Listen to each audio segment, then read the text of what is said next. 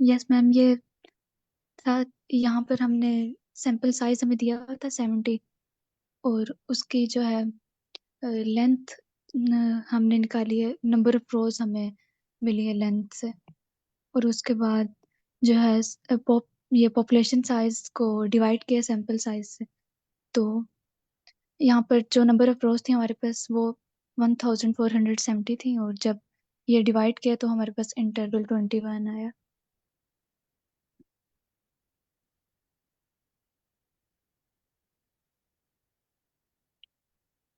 और उसके बाद इसमें जो है हर 70th रो लेनी थी हमने, तो ये डबल कॉलन लगाए हैं और इंटरवल से ये हमारे पास हर 70th रो आ गया।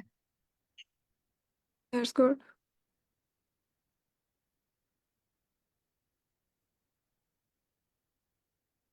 और यहाँ पर रीसेट इंडेक्स किया है, अ,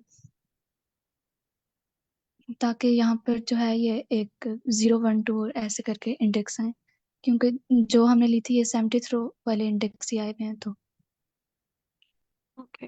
ये फिर प्लॉट ठीक। किया,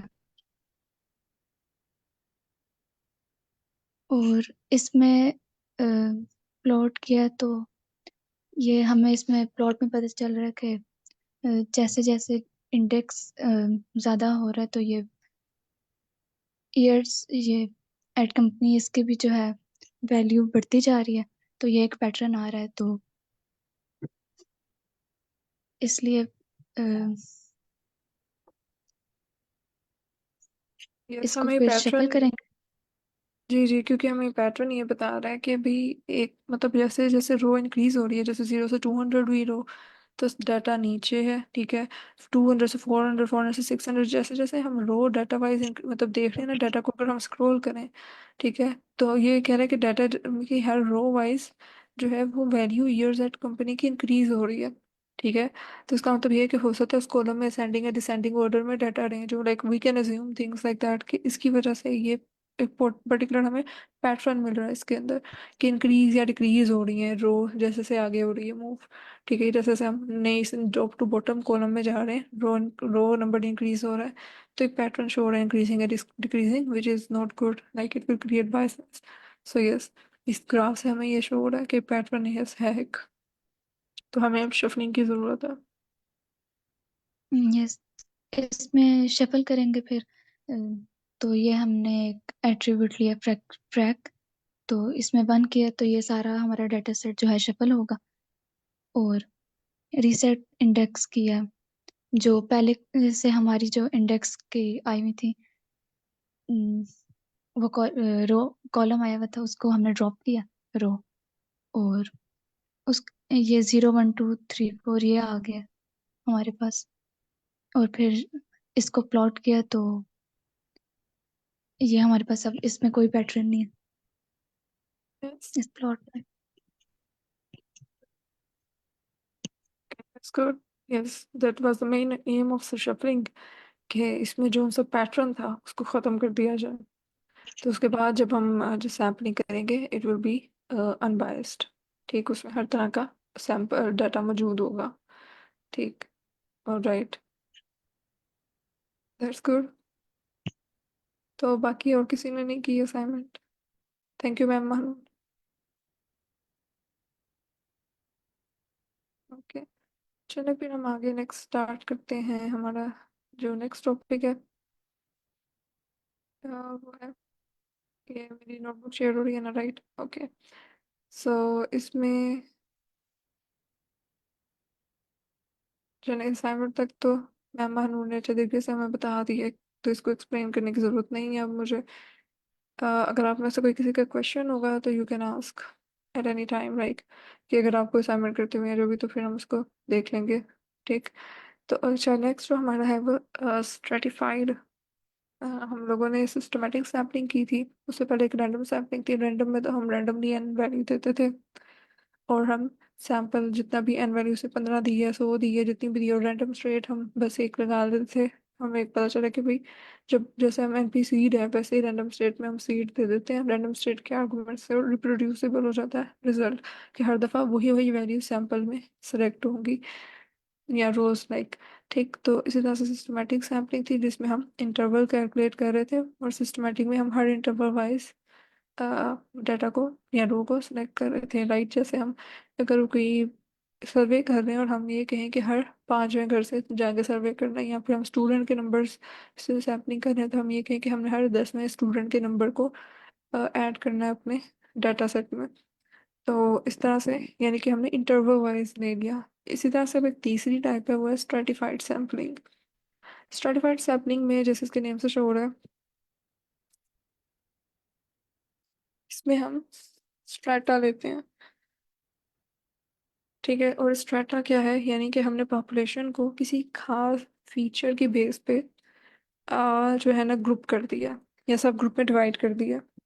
फॉर एग्जांपल, जैसे मैं अगर फर्ज करें मैं कोई डाटा सेट ले रही हूँ, लेकिन मुझे ये है कि वो किसी जेंडर वाइज डाटा सेट जो है ना कैटेगराइज हो, यानी जो जेंडर वाइज मेल और फीमेल की जो रेशियो है ना उस हिसाब से बने डाटा। ठीक है, तो मैं मेल और फीमेल के पहले दो अलग ग्रुप्स बना लूंगी। ठीक है, फिर उसके बाद उसमें से सैम्पलिंग करूंगी कि मेल में से भी कुछ इक्वल अमाउंट मेल और इक्वल अमाउंट फीमेल्स की ले लूँ। यहाँ पे कंट्री वाइज है।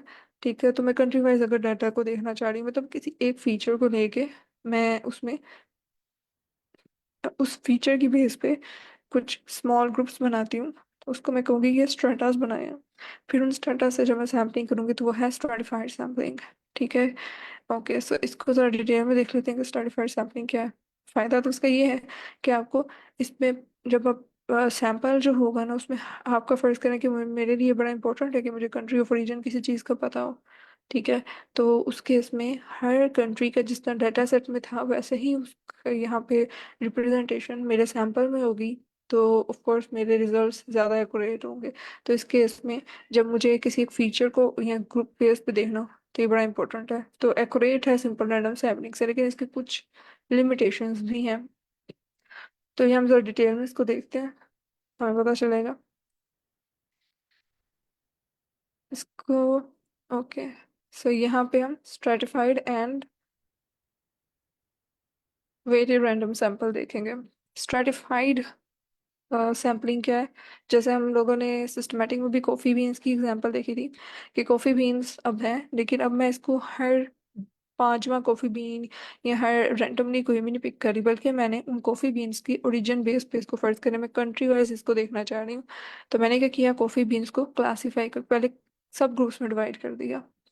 ठीक है, कि ये कोलंबिया की हैं, ये हवाई की हैं, ये मैक्सिको की हैं, ब्राज़ील, और ये सारे ताइवान एंड सो ऑन। ठीक है, अब इसमें कंट्री वाइज जो मैंने इसकी अगर वैल्यू काउंट्स अभी फिलहाल के लिए देखूं, तो हर कंट्री में कितनी कितनी वैल्यू कॉफ़ी बीन्स हैं।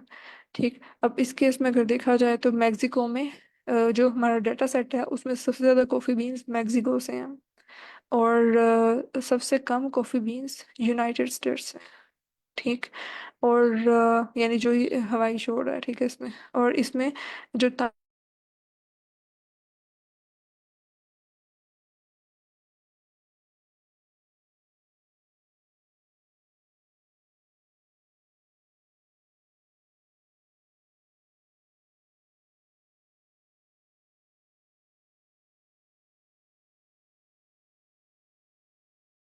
लिंक करके अगर देखूं, तो रैंडम सैम्पलिंग के केस में फॉर एग्जांपल, क्योंकि मैं कंट्री बेस पे करना चाह रही हूँ, तो पहले मैं ज़रा मतलब ओवरऑल ही एक मैं प्री प्रोसेसिंग में ये कर रही हूँ कि अगर फर्ज करें मैं सिर्फ टॉप 6 कंट्रीज देखना चाह रही हूँ, टॉप टॉप के कुछ कंट्रीज, तो उसमें मैंने यही वाले कंट्रीज का, मतलब बहुत सारे कंट्रीज होंगे, लेकिन हमने यही वाले जो 6 वैल्यू काउंट्स में देखे थे कि जो से मैक्सिमम आ रहे थे, ठीक, दूसरों की निस्बत दूसरे कंट्रीज की निस्बत हेड 6 कराया हुआ है, यानी कि टॉप 6 यहाँ पे शो हो रहे हैं सिर्फ ये। यानी कि डाटा के अंदर और भी बहुत से कंट्रीज हैं, लेकिन हमने सिर्फ यहाँ पे टॉप 6 को शो करवाया है। और मैं ये चाहती हूँ कि मैं सिर्फ टॉप 6 को ही लेके जाऊँ सैम्पलिंग में। ठीक है, कि मेरा हो सकता है कोशिश ये कि मैंने सिर्फ टॉप 6 कंट्रीज को देखना है अपनी कन्वीनियंस के लिए। तो फिर हमने क्या किया कि ये जो टॉप 6 वैल्यू कोर्स में हेड 6 करके आए थे, उन्हीं को एक को टॉप कंट्री का लिस्ट बना के, तो हमने ईजिन के फंक्शन से सिर्फ वो रो सेलेक्ट की जिनमें कंट्री इनमें से किसी वैल्यू का था। ठीक है, तो फिर जस्ट वो रो सेलेक्ट होगी उसमें। तो इस तरह से जो मतलब कि मेरे जो फिल्टर हो गए डाटा सेट में, यानी कि सिर्फ वो इन 6 कंट्रीज का डाटा सेट होगा।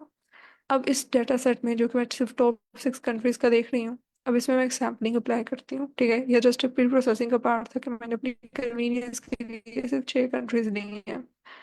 अब जो मैं फर्ज करें इसमें रैंडम सैम्पलिंग अप्लाई करती हूँ। ठीक, तो मतलब रैंडम सैम्पलिंग अप्लाई करते हुए फर्ज करें कि मैं यहाँ पे फ्रैक्शन 0.1 रखा हुआ है, तो फ्रैक्शन 0.1 का क्या मतलब हुआ?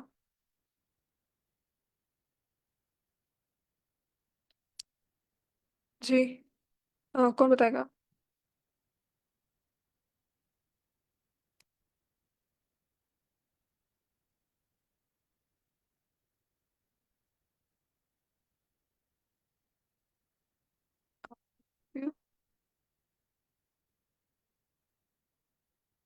फ्रैक्शन अगर मैं 0.1 कह रही हूँ तो सर मार्क न्यूटन के क्या मतलब है इसका?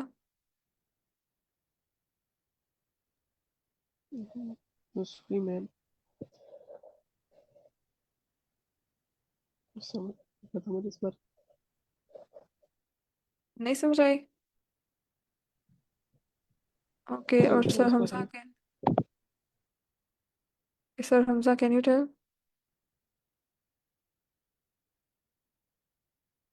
फ्रैक्शन 0.1 का यहाँ पे क्या मतलब है?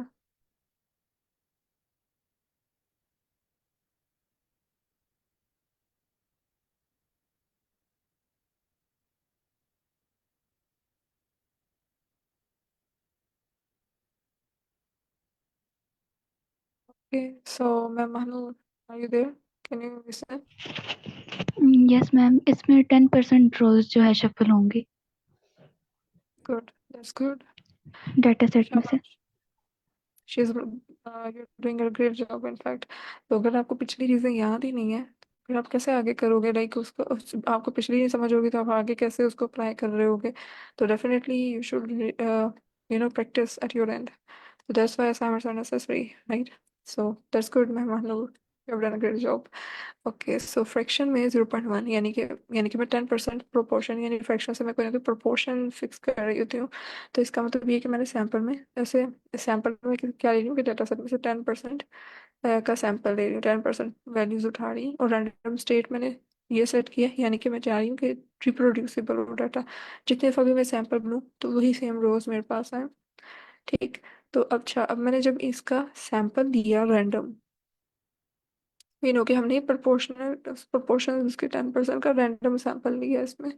ठीक, तो अब मैं इस सैंपल के अंदर से जब कंट्री के वैल्यू काउंट्स निकालूंगी ना, और मैंने नॉर्मलाइज इक्वल टू ट्रू किया इसके अंदर, वो क्यों किया मैंने? मतलब मैं वैल्यू काउंट्स में नॉर्मलाइज इक्वल टू ट्रू क्यों कह रही हूँ? ये क्या करेगा? कोई भी अनम्यूट करके बता दें।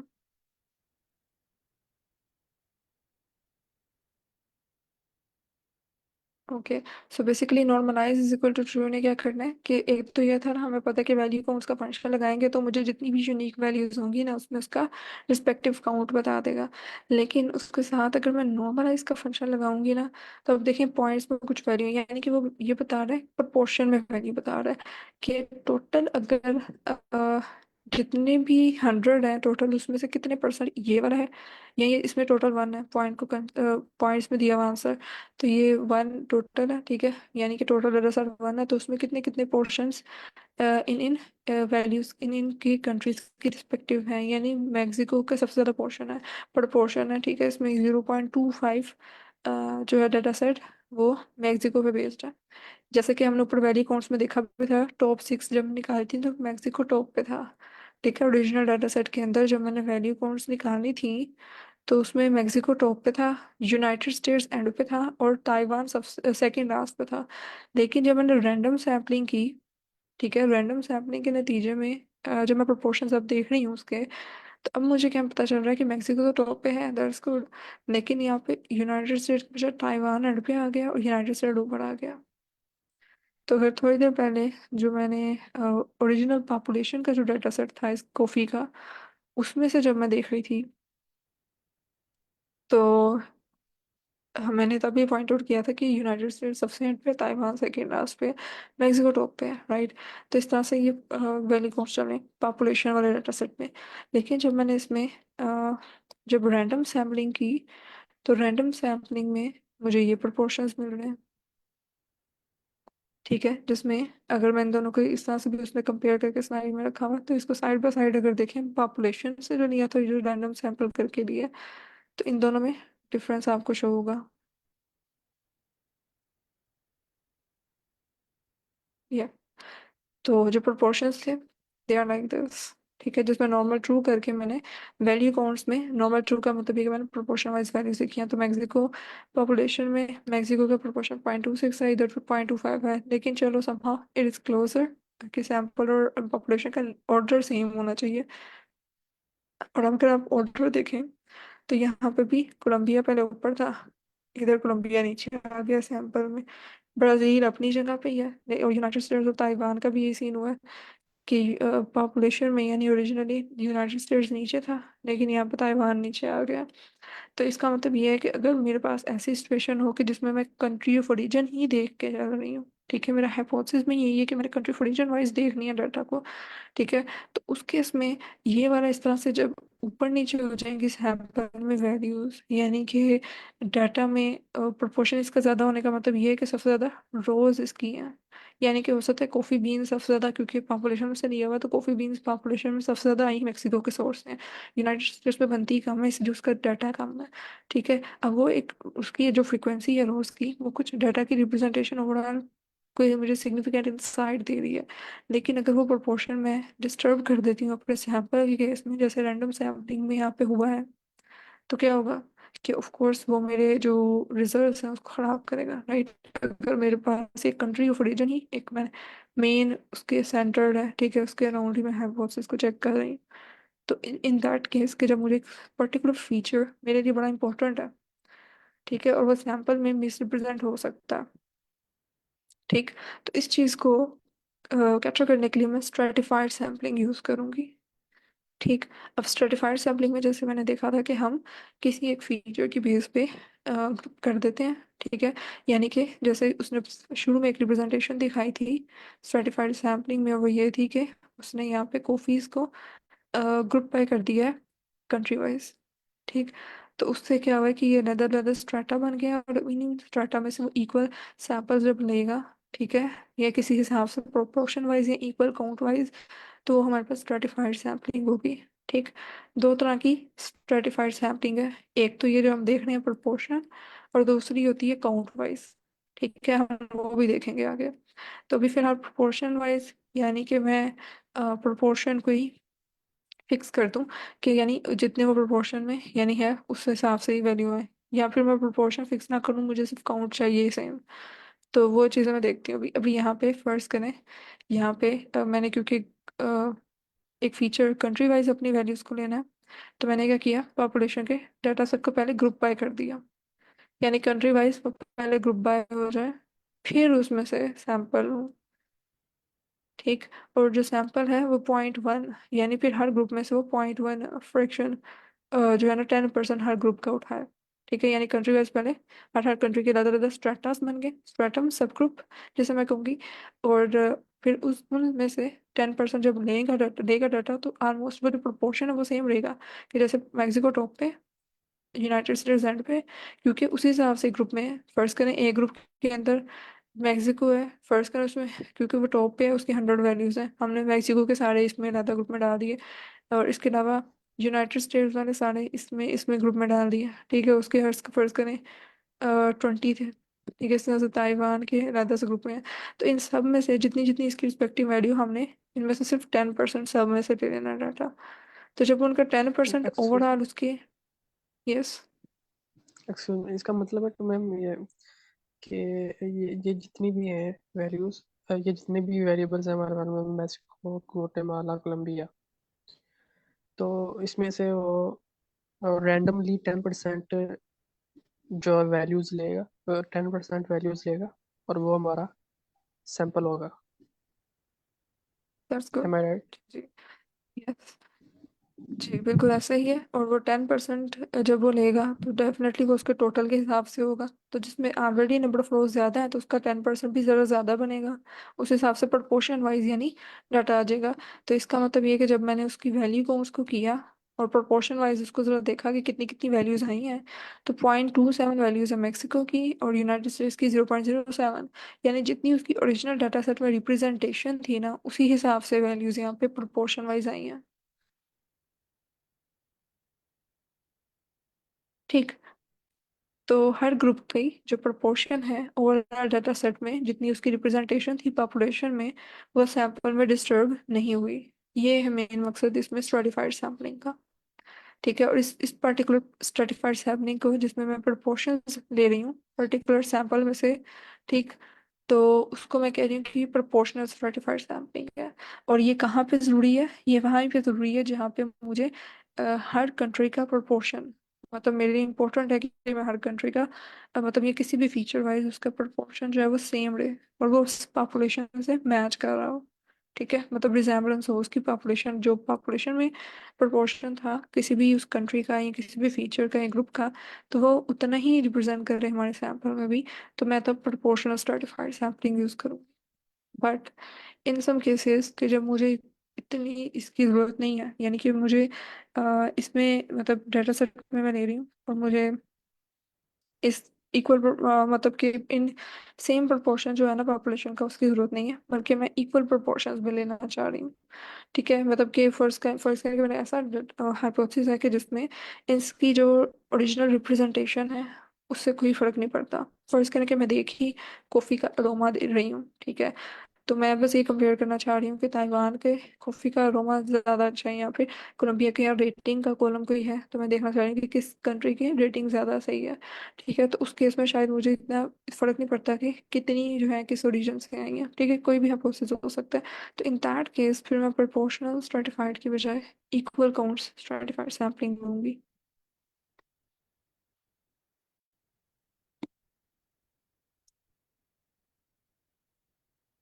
Is it clear?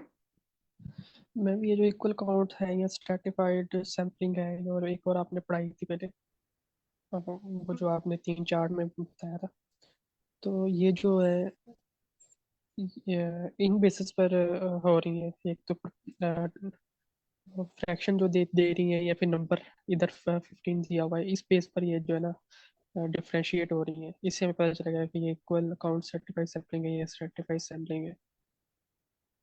ठीक है, फ्रैक्शन प्रोपोर्शन। इधर प्रोपोर्शनल सर्टिफाइड सैम्पलिंग है तो वो ये फ्रैक्शन से पता चलेगा। और अगर वो जी ठीक है। इक्वल काउंट सर्टिफाइड सैम्पलिंग है तो वो नंबर इज इक्वल टू 15, इससे पता चलेगा। यस दैट्स तो गुड। क्योंकि इसमें इसका मतलब होगा मैम कि हमने सिर्फ एक सैंपल डाटा सेट है सैंपल का, मिसाल के तौर पर एक डाटा सेट है वो ताइवान का लगा ले, तो ताइवान में सिर्फ 15 सैंपल में से हमें जो है वो उसका मीन वगैरह वैल्यू निकाल कर हमें जवाब देगा। यस, यानी कि अब वो हमें क्योंकि प्रोपोर्शन नहीं चाहिए, हमें ये फर्ज करने की हमारी ज़रूरत नहीं है कि वो सेम रिप्रेजेंटेशन हो हर ग्रुप की जैसे पॉपुलेशन में थी। तो फिर मैं क्या करूँगी कि मैं फिक्स कर दूँगी रो। ठीक है, यानी सारे ग्रुप्स में से, मतलब कि ग्रुप बाय तो मैंने करना है क्योंकि मैं स्ट्रेटिफाइड सैम्पलिंग है, तो वो मैंने कंट्री ऑफ रीजन वाइज उसको या किसी भी फीचर वाइज, कोई भी फीचर हो सकता है जिस बेस पे मैं स्ट्रेटा बना रही हूँ। ठीक है, तो ग्रुप बाय मैंने किया। ठीक, लेकिन जब मैं अब उसमें से उन ग्रुप्स में से जो स्ट्रेटा थे मेरे, उनमें से जब मैं सब ग्रुप्स में से कोई जो सैम्पलिंग के लिए रोज ले रही हूँ, उस केस में अब मैंने यहाँ पे N=15 किया, मतलब कि हर हर ग्रुप में से जितने भी ये अलग अलग कंट्रीज होंगे उनके जो मैंने ग्रुप्स बनाए हुए हैं, उन सब में से अब मैं ये कह रही हूँ कि इक्वल नंबर ऑफ रोज, यानी इसकी भी 15, इसकी भी 15, इसकी भी 15, मतलब जितने भी ग्रुप्स हैं हम सबके 15 15 रोज लेगा। ठीक, अब इसमें प्रोपोर्शन जो है ना, अगर मैं उसका कर देखूँ वैल्यू काउंट्स के बाद, तो इसलिए क्योंकि इक्वल नंबर ऑफ रोज नहीं है, तो अब इसका मतलब ये है कि सैंपल के अंदर equal number of rose her group की आई है, तो इसका मतलब है उन सबका प्रोपोर्शन अब सेम लिया मैंने।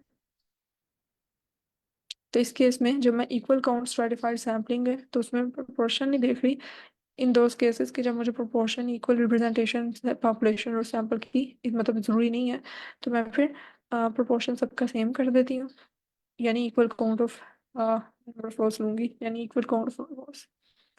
ठीक, तो ये मेन डिफरेंस है। आई होप इट्स क्लियर नाउ।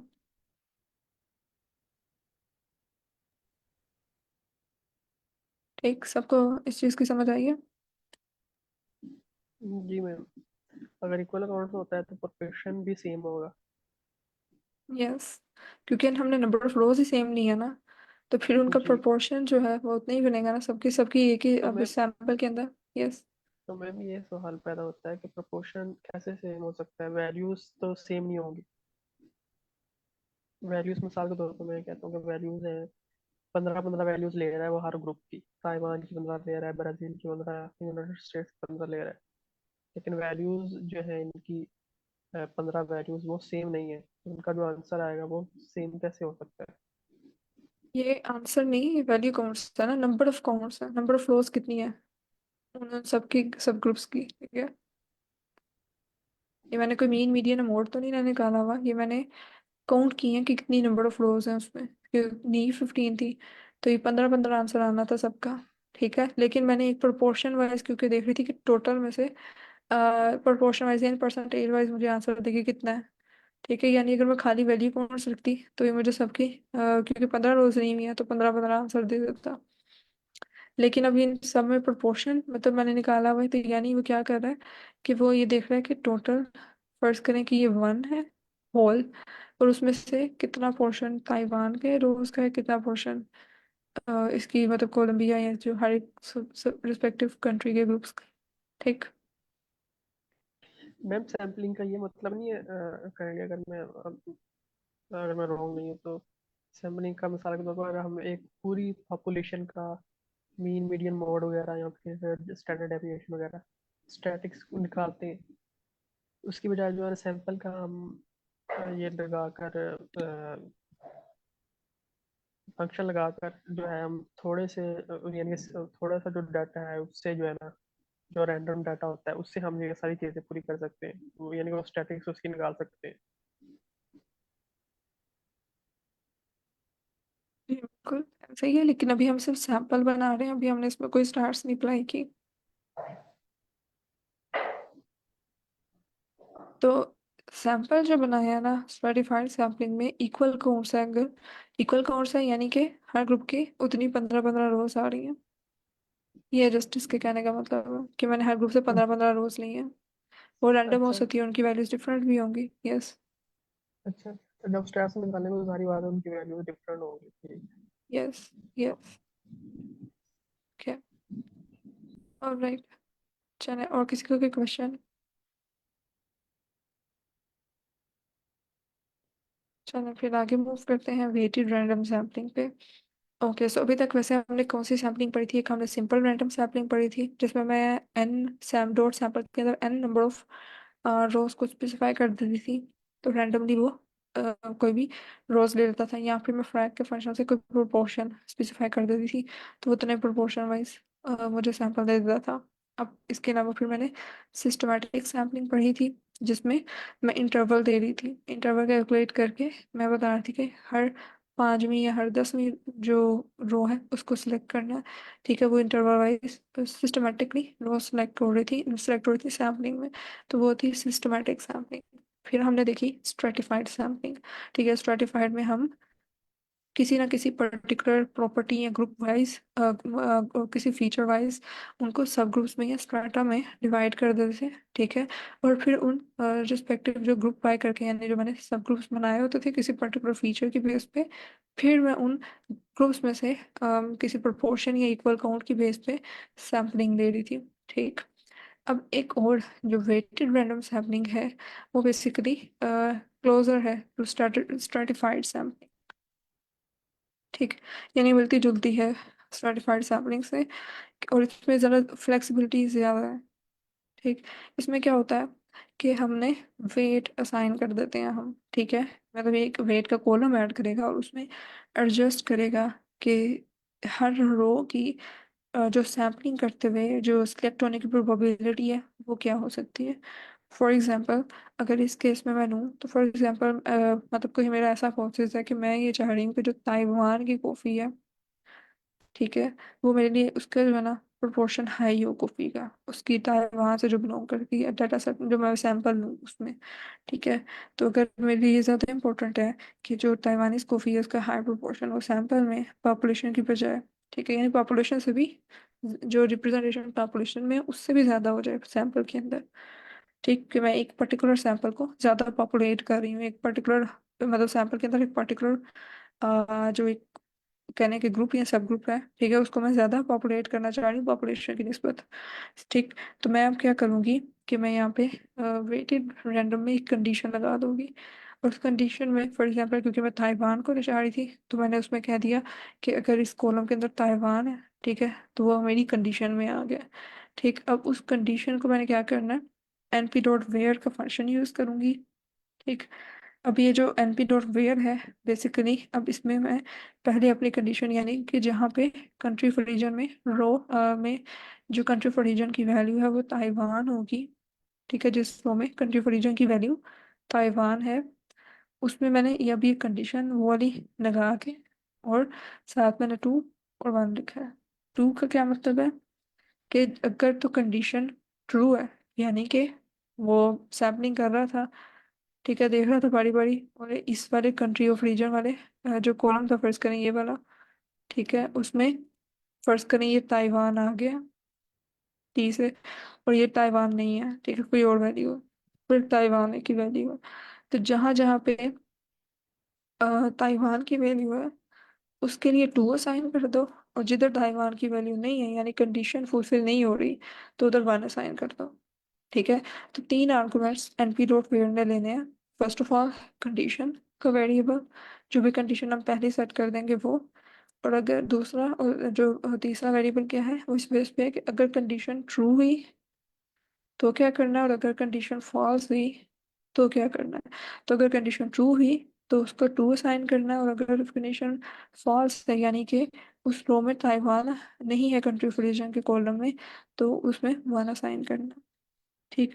अब इस 2 और 1 का क्या मतलब है, बेसिकली ये मैंने वेट असाइन किया है, ठीक, मतलब कि मैंने एक उसमें ये जो वेटेड रैंडम सैंपल है ये करता है वेट का एक अलग से कॉलम ऐड किया उसने डाटा फ्रेम के अंदर और उस वेट के कॉलम में उसने क्या किया है कि कंडीशन वाइज 2 और 1 की वैल्यू असाइन कर दी है ट्रू और फॉल्स के बेसिस पे, ठीक है, np डॉट वेयर के फंक्शन से।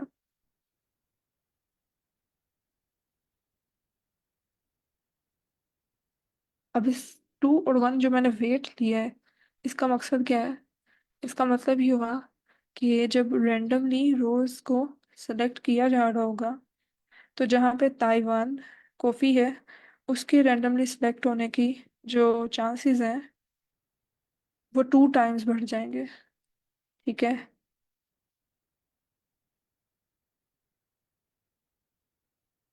दूसरी कॉफ़ी की निस्बत, राइट, यानी कि मैं अगर रेंडमली पिक कर रही हूँ तो मैंने ट्रू यहाँ पे ट्रू लिखा है, अगर ट्रू होती है कंडीशन यानी ताइवान होगा तो उसके सिलेक्ट होने की प्रोबेबिलिटी बेसिकली इस वेट से मैं रेंडमली ही सिलेक्ट होंगे, बेसिकली वो होंगे रेंडमली लेकिन उसके रेंडमली सिलेक्ट होने की प्रोबेबिलिटी 2 टाइम्स बढ़ेगी उन रोज की निस्बत जिनमें ताइवान नहीं है, ठीक। अगर मैं इधर 3 लिख दें तो 3 टाइम्स यस, फिर प्रोबेबिलिटी बढ़ 3 टाइम्स जाएगी। बढ़ जाएगी। हाँ जी, इस ये वैल्यू देके हम बेसिकली इसका वेट बढ़ा रहे हैं कि हम वो उस पे इम्पोर्टेंस एक्सर्ट करेंगे कितने टाइम इसकी प्रोबेबिलिटी या चांस ऑफ सिलेक्शन बढ़े। तो यस ये हम इसमें चेंज कर सकते हैं, ठीक है, वेट दे रहे हैं इसमें हम। तो इस केस में 2 टाइम्स का मतलब ये है कि यानी इसमें अब ओवरऑल क्या होगा, वेट बढ़ा दिया ताइवान का, इसकी प्रोबेबिलिटी यानी इसमें पॉपुलेशन की निस्बत भी ज़्यादा वैल्यूज ऐड हो जाएंगी सैंपल में। तो इस तरह से अब जैसे मैंने फिर इलेक्ट्रॉन जब अब मैंने उस डाटा सेट को लिया जिसमें मैंने वेट का कॉलम ऐड किया था उसकी सैम्पलिंग की 10% जो है वो प्रोपोर्शन लिया हर ग्रुप का मतलब इसमें, ठीक है। और 10% जो प्रोपोर्शन लिया उसमें जो वेट मैंने फिक्स किया तो वेट में मैंने इस वेट का जो मैंने कॉलम बनाया था ना जिसमें मैं 2 और 1 सेट किया था, ठीक है, तो वो वाला कॉलम मैंने पास करवा दिया, ठीक। तो ये वेटेड रैंडम सैंपल का सैंपल इस तरह से मैंने बना दिया, ठीक है। प्रोपोर्शन दी है और वेट दी है, और वेट में मैंने जो कॉलम दिया है, एक वो कॉलम बेसिकली मैंने खुद बनवाया है एनपी डॉट वेयर के फंक्शन से। और उसके लिए पहले मैंने कंडीशन एक पहले सेट कर दी हुई थी, ठीक है, कि जो भी मेरी वैल्यू है जिसको मैं ज़्यादा उसकी प्रोपोर्शन, उसकी जो ओवरऑल फ्रिक्वेंसी है डाटा सेट में सैंपल के अंदर वो बढ़ाना चाह रही हूँ, ठीक। और ये क्यों यूज़ होता है वेटेड रैंडम सैंपल, कहाँ कहाँ पे लेके इसका यूज़ केस आपको लगता है कि हो सकता है कि जिसमें हम खुद मैनिपुलेट कर रहे हैं और किसी एक पर्टिकुलर ग्रुप को ज़्यादा रिप्रेजेंट करवा रहे हैं, बेशक वो पॉपुलेशन में कम था लेकिन हमने उसको इस तरह से करके मतलब छेड़छाड़ की और मैनिपुलेट कर दिया डाटा को, कि उसमें हम जो पहले मिस रिप्रेजेंटेड वैल्यू थी उसको डाटा को ज़्यादा बना दिया ओवरऑल सैंपल के अंदर। तो इस तरह से बेसिकली ज़्यादा एक पोलिंग वगैरह अगर होती है जैसे पॉलिटिकल पोलिंग वगैरह में या डेमोग्राफिक ग्रुप्स वगैरह, तो वहाँ पे हम क्या करते हैं पॉलिटिकल पोलिंग के अंदर के जो अंडर रिप्रेजेंटेड ग्रुप्स होते हैं, डेमोग्राफिक ग्रुप्स, या कुछ बहुत ही ज़्यादा मतलब एक जगह से ज़्यादा डाटा कलेक्ट कर लिया गया और हमें लग रहा है कि ये ओवर रिप्रेजेंटेड है, ठीक है, और दूसरा बिल्कुल ही अंडर रिप्रेजेंटेड ग्रुप है। तो इस तरह से करके बेसिकली हम ओवरऑल इसकी रेशियो को बैलेंस करने की कोशिश कर लेते हैं, या फिर जिस पे हमारा मेन फोकस है उसको बढ़ा के स्टडी करने लग जाते हैं, ठीक है। तो ये इसका basically random weighted random sampling का यूज केस है। और इसकी और भी बड़ी इंटरेस्टिंग सी एप्लीकेशंस निकलेंगी, तो ये आप जरा अपने यहाँ पे गूगल पे सर्च कीजिएगा कि वेटेड रैंडम सैम्पलिंग की और क्या यूज केसेस या एप्लीकेशंस हो सकती हैं, ठीक। So this is your assignment again. Okay, so अब इसमें जो हमने 10% वेटेड सैंपल दिया था, यहाँ पे फ्रैक्शन 0.1 है ना, तो यानी मैंने 10% एक सैंपल दिया वेटेड सैंपल, क्योंकि उसमें वेट मैंने सेट किया। तब उसकी ज़रा वैल्यू कौन सा अगर आप चेक करें प्रोपोर्शन में ही, ठीक है, मैंने प्रोपोर्शन ही इसमें सेट किया, ठीक है, वैल्यू कौन सी नॉर्मलाइज इक्वल टू ट्रू करके। तब ज़रा ताइवान की रेशियो चेक करें, ताइवान में 0.17 है,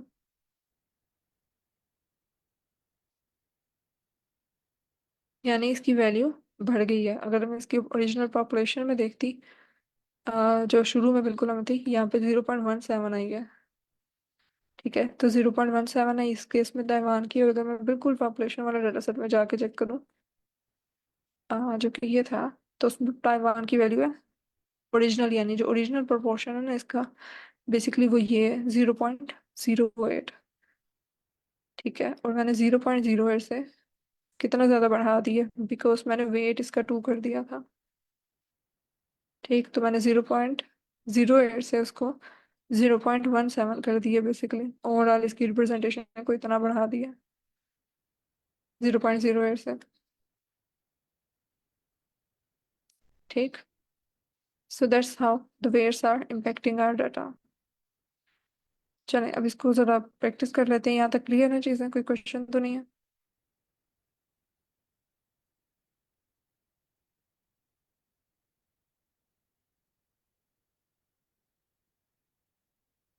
ओके, चलें फिर अब आप लोगों ने क्योंकि कोड को अच्छे तरीके से समझ लिया है, तो I think you guys can help me in solving this exercise, right.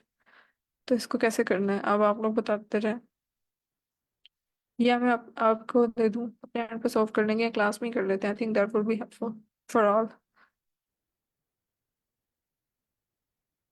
Ji, are you guys with me?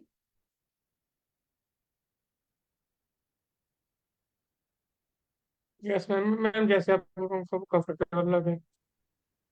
That's good, चलें फिर इसको करते हैं सो। ओके,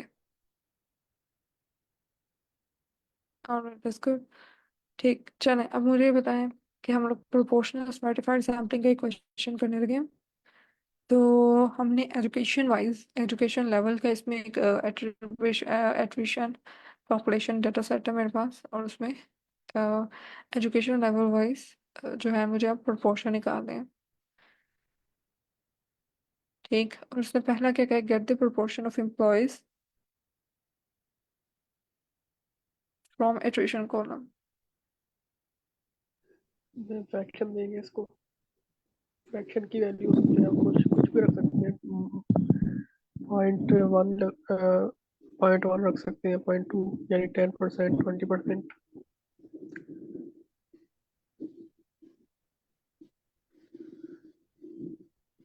एम आई एडिबल में? Yes yes yes. Am I right?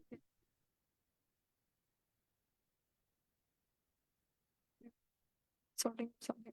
Okay so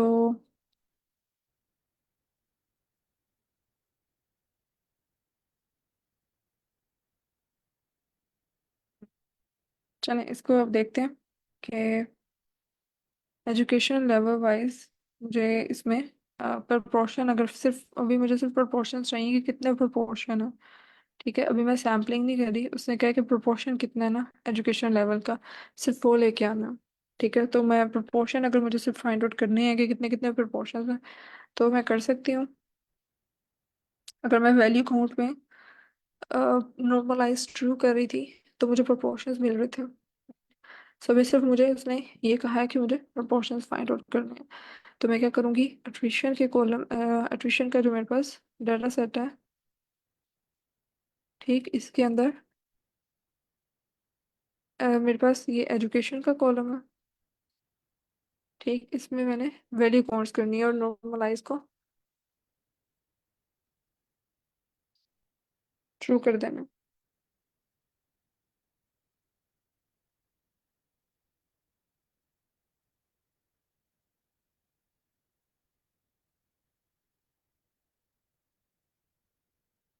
ठीक, तो ये मेरे पास प्रोपोर्शंस आ गए हैं। ये एट्रिशन पॉप क्या है, ये दोबारा बता देंगे?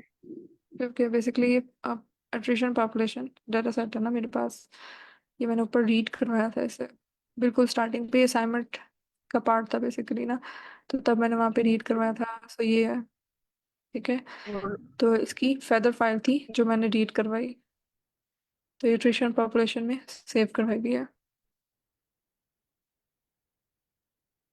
ठीक, तो जी जी ये ठीक। बेसिकली उसमें ये कॉलम्स हैं रिस्पेक्टिवली।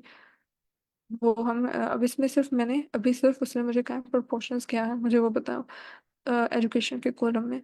ठीक है, तो वो प्रोपोर्शंस मैंने जस्ट बता दी, अभी सैम्पलिंग की कोई बात नहीं हुई। ठीक है, उसमें सिर्फ क्या है प्रोपोर्शंस निकालो। तो एजुकेशन वाइज ये प्रोपोर्शंस है कि बैचलर्स जो है वो 0.3 यानी ज़्यादा लोगों ने बैचलर्स में, और जो डॉक्टर है वो 0.03 है यानी सबसे कम है। ठीक है, इसमें ग्रुप वाइज अगर देखा जाए सब में, तो इसकी प्रोपोर्शंस जो निकले हैं उस हिसाब से बैचलर्स के ज़्यादा है, फिर मास्टर्स, फिर कॉलेज, फिर below college and then doctor. Okay. Okay so अब नेक्स्ट वाला जो है ना, वो हमने क्या करना है कि अब इस जो हमने इसमें अब प्रोपोर्शनल स्ट्रेटिफाइड सैम्पलिंग लगानी है। ठीक है, और 40% ऑफ सैंपल लेना है एजुकेशन ग्रुप का। ठीक है, हर एजुकेशन ग्रुप का 40% सैंपल लेना है। सीड उसने बता दी है। ठीक है, ये होगा, और प्रोपोर्शनल स्ट्रेटिफाइड सैम्पलिंग अप्लाई करनी है। तो अभी हो जाएगा, कैसे होगा?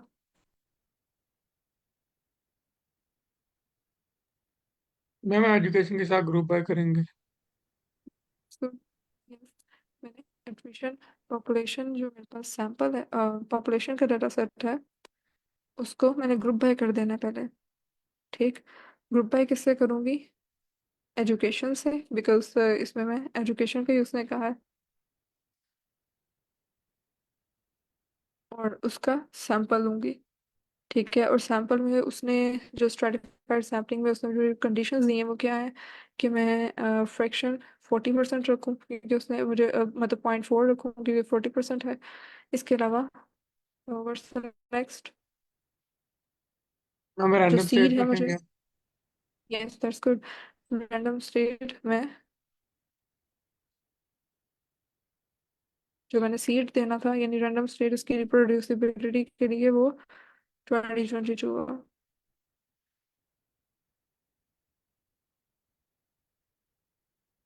ओके, ये मेरे पास वैल्यू आ गई। ठीक है, यानी ये प्रोपोर्शनल स्ट्रेटिफाइड सैम्पलिंग मेरे पास आ रही है। इसको अगर मैं सर टेबल फॉर्म में डिस्प्ले करवा दूँ तो ये ठीक कोई 588 रोज और 31 कॉलम्स है। सही। ओके। सो अब नेक्स्ट क्वेश्चन ये है कि मुझे अब जो ये मेरा अब जो स्ट्रेटिफाइड सैम्पलिंग मैंने अब करके इसको एट्रिशन स्ट्रैट में स्टोर करवाया था ऊपर वाले वेरिएबल को, ठीक है, जो मैंने बनाया, यानी स्ट्रेटिफाइड सैम्पलिंग जिसमें 40% ईच ग्रुप से निकाला है। अब इसमें वो पूछ रहा है कि अब इसमें बताओ कि एजुकेशन का क्या प्रोपोर्शन है, ठीक है, जैसे मैंने वो ऊपर पहले पॉपुलेशन का निकाला था, तो अब मैं वही सेम चीज़ इसमें एजुकेशन की स्ट्रेटिफाइड सैम्पलिंग में करूँगी। ये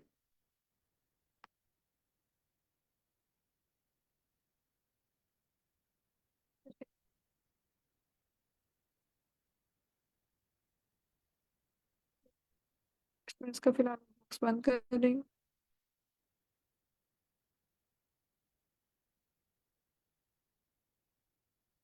So मेरे पास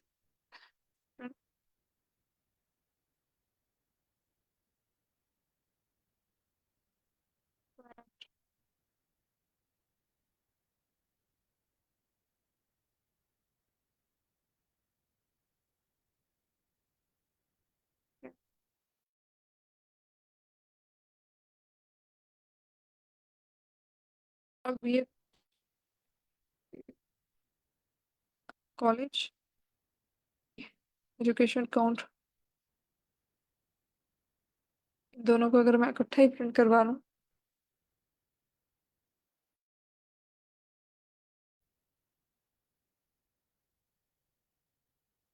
ओके। सो ये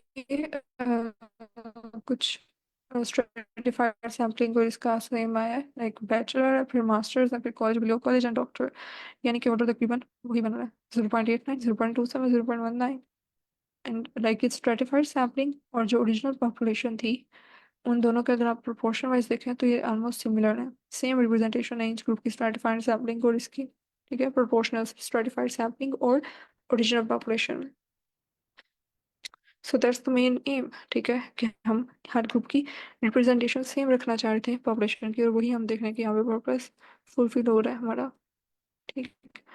ओके। अब इसी तरह से मैं इक्वल काउंट स्ट्रेटिफाइड सैम्पलिंग लेती हूँ। अब इक्वल काउंट स्ट्रेटिफाइड सैम्पलिंग हमने देखा कि इसमें हम प्रोपोर्शंस को सेम, लाइक हम कंसिडर नहीं करते, हम काउंट्स सेम कर लेते हैं, ठीक है, बेशक जितनी मर्जी एक वैल्यू ज्यादा है दूसरी कम आ रही है, लेकिन हमने सबके काउंट्स एक ही जैसे नंबर फ्लो सेम कर दी थी सैम्पलिंग में। तो बाज़ अवत ऐसा होता है कि हमें प्रोपोर्शन सेम करने की जरूरत नहीं भी होती है, जैसे इसने यहाँ पे एग्जांपल दिए कि अगर हम ब्लड टाइप्स ही एनालाइज कर रहे हैं सबके, ठीक है, वर्ल्ड वाइड, तो उसमें A B O या ए बी जो सैंपल्स है ब्लड डिफरेंट ग्रुप्स के, ठीक, मैं उन सब में इक्वल अमाउंट लेना चाह रही हूँ डाटा एनालिसिस के लिए, ठीक है, मैं सबकी इक्वल अमाउंट ही देखना चाह रही हूँ, तो मैं ओवरऑल ये नहीं देखूंगी किसका ये ज़्यादा है, बी ग्रुप ज़्यादा है, मैं सब में से इक्वल नंबर ऑफ रोज ले लूँ, ठीक है, जस्ट मैंने क्योंकि ब्लड टाइप की दूसरी और प्रॉपर्टीज़ को आपस में कंपेयर करना है, मेरा इससे कोई गर्ज नहीं है कि ज़्यादा किसकी फ्रिक्वेंसी है किसकी कम है। तो इन दैट केस ये equal count stratified sampling use होती है, ठीक। फॉर एग्जाम्पल अब यहाँ पे इक्वल काउंट्स में मैंने कैसे करना है,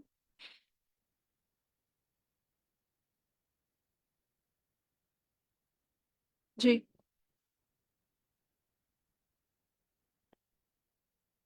कौन बताएगा कि इक्वल काउंट्स की अगर मुझे सैम्पलिंग करनी है तो वो कैसे होगी?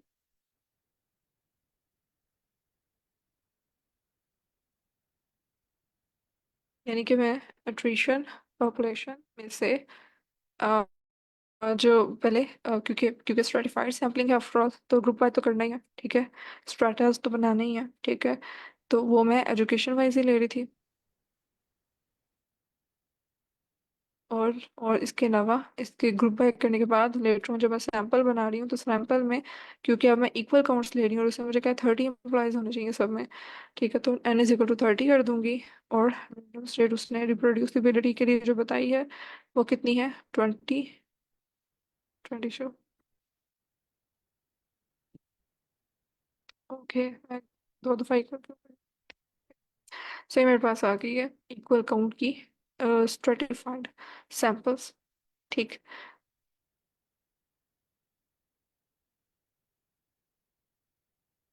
और इसमें भी अगर मैं अगेन उसने जैसे पहले कहा था वैल्यू काउंट्स निकालने का, पॉपुलेशन की निकाली हमने, और जो थी हमारे प्रोपोर्शनल, हमारे पास जो था अब स्ट्रेटिफाइड सैम्पलिंग उसकी भी निकाली। अब यही एट्रिशन वैल्यू हम इसकी भी निकाल लेते हैं, जो मेरे पास एट्रिशन ई क्यू है, इक्वल वाला।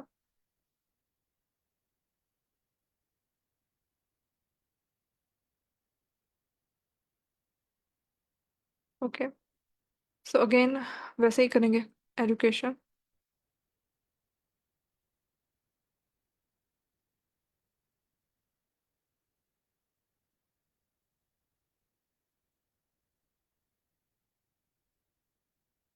ओके, सो ये वैल्यूज अब हमें सही मिल जाएंगी। ठीक है, क्या ये सही आंसर आएगा मेरा? मैम नॉर्मलाइजेशन टूल करेंगे। Okay, that's good. यस, तो मैं इसे normalize कर देती हूँ ट्रू, ताकि उसने क्वेश्चन ही पूछा कि प्रोपोर्शन मिले तो प्रोपोर्शन ही मिल जाए। अब चूंकि मैं पहले देख रही थी पॉपुलेशन में और जो प्रोपोर्शनल स्ट्रेटिफाइड थी उसमें ये वैल्यूज चेंज थी, लेकिन यहाँ पे सबके प्रोपोर्शन सेम आए हैं। और उसकी क्या वजह?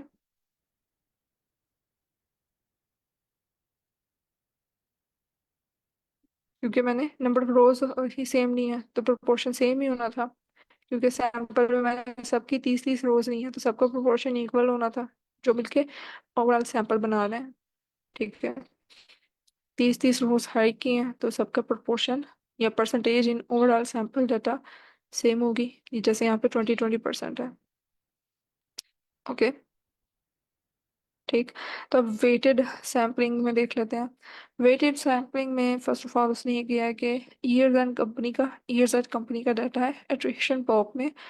उसकी फर्स्ट ऑफ ऑल उसने कहा कि हिस्टोग्राम बना के ज़रा बताएं। ठीक है, और उसने हिस्टोग्राम की जो कंडीशन हमें दी थी वो ये थी कि 0 से 40 और 1 विड्थ होनी चाहिए। और हमें पता है कि हम उसके बिन हिसाब से बना सकते हैं कि एनपी रोटेट रेंज के फंक्शन से 0 से 41 तक जाएंगे। ठीक है, क्योंकि एक का गैप होगा और 1 वाला 41 ये एक्सक्लूसिव होके 40 तक बन जाएंगे हमारे, जो हमारी कंडीशन है क्वेश्चन में 0 से 41। तो ये मेरे पास कुछ डिस्ट्रीब्यूशन शो हो रही है ईयर्स एट कंपनी के कॉलम की। ठीक, अब ये ऑफ कोर्स स्क्यूनेस है, राइट स्क्यूड है। ठीक है, अब इसमें इसमें जो सैंपल है उसने क्या कहा है कि सैंपल करें 400 एम्प्लॉयज को, क्योंकि वेटेड रैंडम है। लेकिन अभी फिलहाल के लिए लाइक इसमें से क्या है कि weighted by years at company, right. यानी कि इस कॉलम से वेट कर दो ईयर्स एट कंपनी।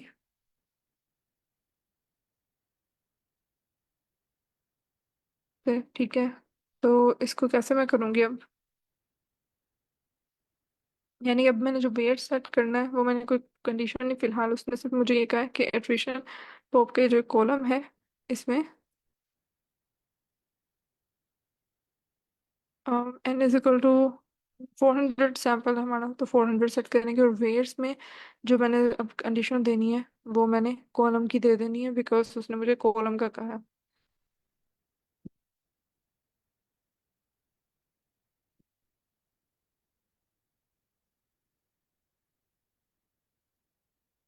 ठीक। तो ये मेरे पास एक एड्रेशन वेट के नाम से ये इस तरह से बन गया डाटा फ्रेम। ठीक, जिसमें मैंने सैंपल बनाया है 400 एम्प्लॉयज़ का। अब मैं अगेन ये जो मैंने सैंपल लिया है वेट की बेस पे, जिसमें मैंने वेट में कोई कंडीशन देने के बजाय मैंने जस्ट ये कहा कि वेट ये कॉलम है। ठीक है, तो उसने इस कॉलम के हिसाब से जब किया है इसमें, तो अब मैं इसको दोबारा से हिस्टोग्राम बनाऊं। ठीक, तो अब जरा देखते हैं कि क्या बनेगा हिस्टोग्राम उसका। तो सेम वही ऊपर वाला बनेगा, लाइक जस्ट इसमें डाटा सेट चेंज कर रही हूँ जो मैंने ऊपर ये शो किया था।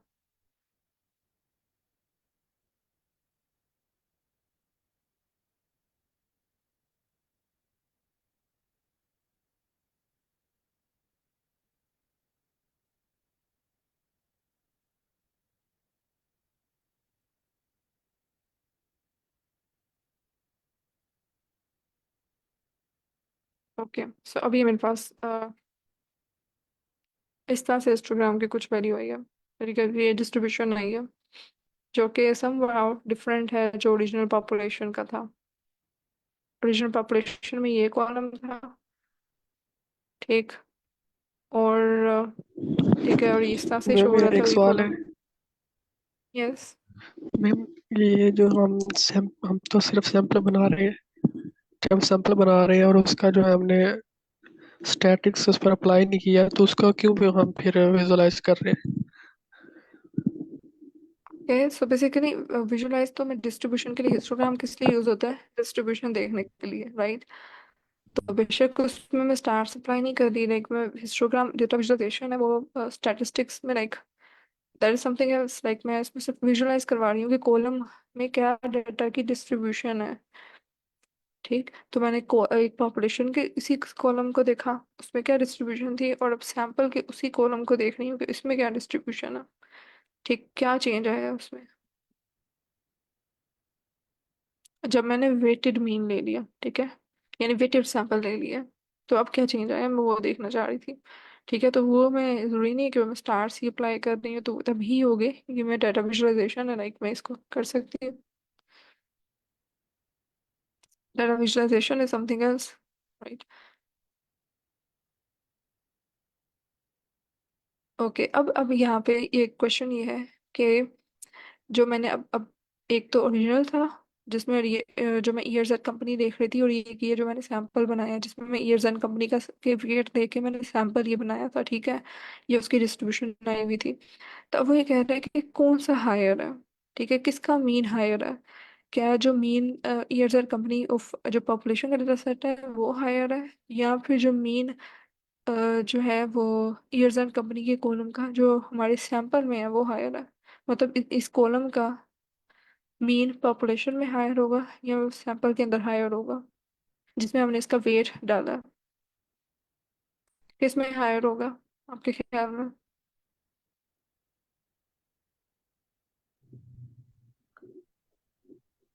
मैम ये जो हमने सैंपल बनाया है उसमें, क्योंकि उसमें हमने स्पेसिफाई कर दिया है कि ये उसमें वेट दे दिया। हमने उसमें, यस, हमने उसमें वेट ऐड किया, राइट? तो इसलिए जो ये पॉपुलेशन का इसी मतलब कॉलम का, इसी कॉलम का मीन अगर मैं पॉपुलेशन में देख रही हूँ तो ये आ रहा है 7, और उसी कॉलम का अगर मैं मीन देख रही हूँ इसमें सैंपल के अंदर, तो वो आ रहा है 11।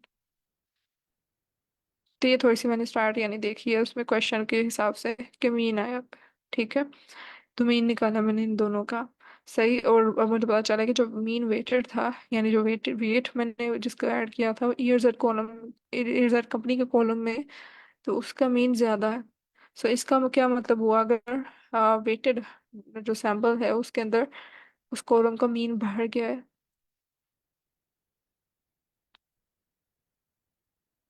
इसका मतलब ये हुआ कि जो वेटेड सिंपल रैंडम सैंपल है इसमें बायसनेस आई है, राइट? डेफिनेटली, क्योंकि वो डाटा ज्यादा इसका आ गया इसमें, डेफिनेटली तो वो बायस्ड हो गया।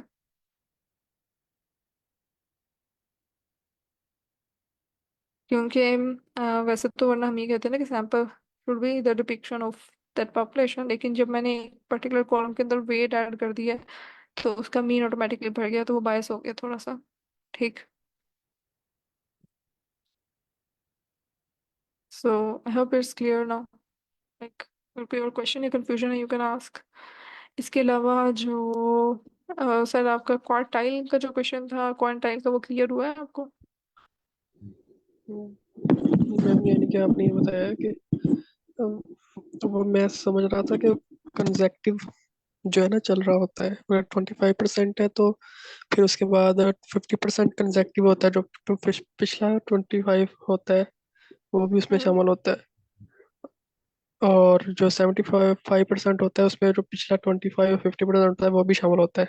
मैं ये पहले समझ रहा था, लेकिन आपने बताया कि वो इक्वल पार्ट्स में होता है, कि 25 अलहदा होता है, और जब यस, 50% में होता है तो अगला 25% होता है, उसमें पिछला 25 शामिल नहीं होता। यस ऐसे ही है, यानी टोटल मेरा और 100 है अगर, यस, तो ये, अगर 100 में पहुंचते हैं ना, तो पिछला 75% शामिल नहीं होता, वो जो एंड वाला 25 होता है वो शामिल होता है। Yes am I right? ऐसे ही है, यस ऐसे ही है। यानी 20 क्वार्टाइल्स का मतलब ये है कि मैंने इक्वल 25% के पोर्शंस में इसको डिवाइड किया है, चार, ठीक है, 100 को इक्वल चार 25% के पोर्शंस में डिवाइड कर दिया, जिसमें से ये पहला वाला यानी जो है ये 0 से 25 तक का होगा, फिर ये दूसरे वाला जो है सेकंड क्वार्टाइल ये 25 से 50 तक होगा, थर्ड क्वार्टाइल 50 से 75 होगा, और फोर्थ क्वार्टाइल 75 से 100 तक का होगा। ठीक। तो अगर इसको आपने थोड़ा सा देखना हो कि कैलकुलेट कैसे हुई है, यार दो हमने ये क्लास में डिस्कस किया हुआ है, लेकिन इसको जी मैम, थोड़ा हमने सा अगर डिस्कस किया।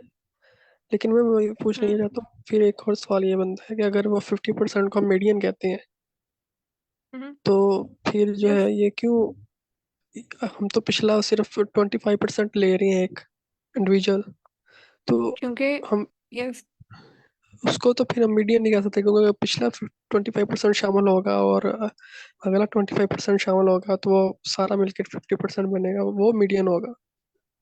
हम्म लेकिन उसमें यह है कि हम जब भी क्वार्टाइल्स की वैल्यू वो दे रहे होते हैं ना जो स्पेसिफिक, तो उसके अगर आप कैलकुलेशन देखें कि वो कैसे हुई है, तो सबसे पहले उसने डाटा को सॉर्ट किया, फिर उसके बाद उसे क्वार्टाइल्स की जो पोजीशन है, ठीक है, कि फर्स्ट सेकंड और थर्ड क्वार्टाइल्स कौन कौन से बनते हैं वो निकाला है। ठीक है, और उसकी वैल्यूज फिर निकाली हैं। ठीक है, यानी सबसे पहले डाटा सॉर्ट होता है। ठीक। फिर उसके बाद उसकी वैल्यूज, ये मीडियन वैल्यूज उन सब के पोर्शंस की निकालते हैं। तो जब ऑलरेडी डाटा सॉर्टेड है, तो हम क्या करते हैं, हम ही करते हैं ना, फिर 50% सॉर्टेड के बाद ही मीडियन निकलता है। तो उसमें भी जो मीडियन की जो ये जो Q2 की वैल्यू आएगी ना, वो भी इसी तरह ही निकल रही है बेसिकली। क्योंकि ओवरऑल वैसे तो दैट, क्योंकि पहले सारा डाटा सॉर्ट होता है, उसके बाद ही क्वार्टाइल्स की पोजीशंस डिटरमिन होती हैं और फिर कैलकुलेट होती हैं। पहले पहले सोर्ट हुआ है, तो सोर्ट करने के बाद उसने क्वार्टाइल्स निकाले हैं। हम्म लेकिन फिर भी मेरा फिर वो फिर मेरे वही है कि वो फिर 25% तो पिछला शामिल शामिल नहीं है, तो 25 जो अगला नहीं, 25% है। वो बेशक शामिल नहीं है, लेकिन मीडियन क्या होता है, मीडियन यही होता है ना कि मेरा डाटा सॉर्टेड होगा पहले, यानी मेरे पास जैसे यहाँ पे एग्जांपल है 3 4 5 7 इस तरह से कुछ वैल्यूज इकट्ठी गिवन है। तो मीडियन मैं कैसे निकालती हूँ, फर्स्ट करिए मेरे पास ये डाटा गिवन है। ठीक है, तो मैंने इसका मीडियन निकालना है, तो पहले मैं क्या करूंगी, इसको सॉर्ट करूंगी असेंडिंग या डिसेंडिंग ऑर्डर में, यूजली डिसेंडिंग ऑर्डर में करते हैं। ठीक है, 5 6 7 8 9, पहले मैंने सॉर्ट किया, फिर मैं इसमें से इसकी मीडियन वैल्यू बताऊंगी ना। ठीक है, तो इसकी मीडियन वैल्यू मैं जो निकालूंगी ना इस केस में, ठीक, सॉर्ट करने के बाद, या फिर अगर ओड नंबर नहीं है तो मैं, इवन है तो मैं दरमियान वाली दो का एवरेज ले लूंगी। लेकिन इस केस में क्या बनेगी कि ये 4 है, ये 4 है, ये 5। ठीक है, ये मेरा मीडियन है। अब इसके अलावा ये मीडियन तो वैसे भी आना ही आना है। अब मैं पहली वाली वैल्यूज को बेशक जो सा मर्जी नाम दे दूं, ठीक है, मैं ये कह दूं कि ये क्वार्टाइल है नहीं है, वो मेरी वो अलग चीज है। ठीक है, मगर सॉर्ट करके वैल्यू तो वैसे ही आनी है। अब वो एक अलग बात है कि जब मैं इसको साथ साथ कैटेगराइज भी कर रही हूँ, फर्ज करें, मैं ये कह रही हूँ कि जो पहला 20 फर्स्ट 25% डाटा है क्वार्टाइल का, वो कितना है, कि 25% ये आ रहा है। ठीक है, 3 तक, और सेकंड 25% फर्ज करें ये आ रहा है। ठीक है, वो अब मैं वैसे ही अलग से कैटेगराइज तो कर रही हूँ और उसमें से भी वैल्यू निकाल रही हूँ, लेकिन वो उतनी ही बनेगी। वो मीडियन मीडियन ही बेसिकली रिप्रेजेंट हो रहा होगा। अगर आप इसकी कैलकुलेशन जैसे इस तरीके से समझेंगे ना, तो आपको ये चीज क्लियर हो जाएगी। क्योंकि जी सॉर्ट करने के बाद वो डाटा निकल रहा है। यस। बेसिकली वो है ही सॉर्टेड, ये ये बात है। यस। अब उसकी जो पहले वाली वैल्यूज है, लाइक वो लाइक उसका रीजन ही है सेकंड वाले क्वार्टाइल का, कि वो हमें मिड में आ रहा है। ठीक है, और फिर मिड में से वैल्यूज जब निकालेगा तो वो हमारा मीडियन ही बनता होगा। जी सो दैट ठीक वाज है। इट। लेकिन इसकी कैलकुलेशन को आप जरा सही तरीके से देख भी लीजिएगा। If you want I can share this, लेकिन ये आप मतलब चैट जीपीटी या किसी से भी गूगल भी करेंगे तो ये चीजें निकल जाएंगी। ये कॉपी पेस्टेड ही है। जी मैम, लेकिन मैम ओके। आप असल में इन चीज़ों से समझा रही है ना, तो ये मैं इस वजह से मैं कह रहा था कि आप काइंडली ये जिन चीज़ों से समझा रही हैं, ये फाइल वगैरह, अगर आप हम्म और पीडीएफ और या फिर जो स्लाइड्स वगैरह है, अगर वो शेयर कर दें, तो वो बेस्ट है, बेस्ट होगा, क्योंकि फिर अगर हमने कभी देखना है ना निकाल हाँ के, जी। तो वो हमें फिर इजीली रिकॉल रिकॉल हो जाएगा। हाँ नहीं नहीं, बिल्कुल बात आपकी ठीक है, आई एम रियली सॉरी कि मैंने अभी तक नहीं किया। लेकिन इंशाल्लाह इंशाल्लाह आई विल डू इट इंशाल्लाह। तो इसको करना स्टार्ट करती हूँ मैं, शायद अभी इकट्ठी ना हो, लेकिन थोड़ी थोड़ी, क्योंकि ना एक थोड़ा सा मेरे end पे थोड़ा सा मैस हो गया था फोल्डर्स का। तो इसकी वजह से मुझे सॉर्ट करने में ज़रा थोड़ा टाइम लगेगा। तो इस वजह से वो बस जब भी फिर होता है कि इस पर टाइम लगेगा, तो कोई और काम जो आ जाता है जो पहली प्रायोरिटी पे है। लेकिन चले, मैं इसको इंशाल्लाह करती हूँ। So thank you for your time today. और कोई क्वेश्चन तो नहीं है अब किसी का? वैसे भी हम 10 मिनट तकरीबन ऊपर होने लगे हैं। जी मैम, बहुत बहुत शुक्रिया। Alright, thank you. अल्लाह हाफिज़ देन। अल्लाह हाफिज।